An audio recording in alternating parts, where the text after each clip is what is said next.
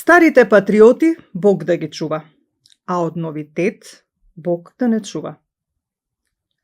Ова е само субјективно видување и чувство од мене, а главната тема ќе ја дискутираат главните чинители на овој настан, а тоа се Асном 2 и Омо Илинден.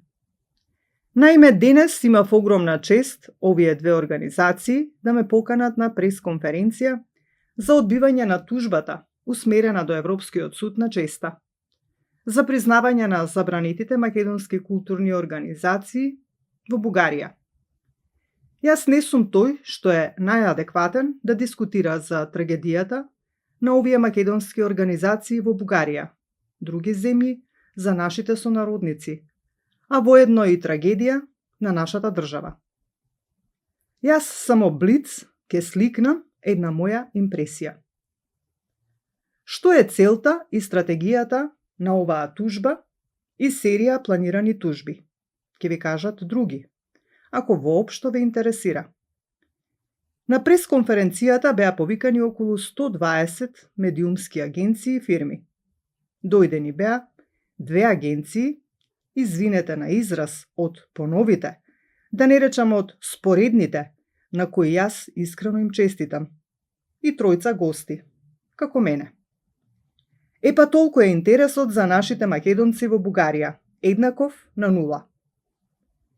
Да бев бугарски шовинист, денес би славел, би пеел од радост, а бугарските медиуми би биле тапани. Но, како македонец, се чувствувам како Наполеон во Ватерло.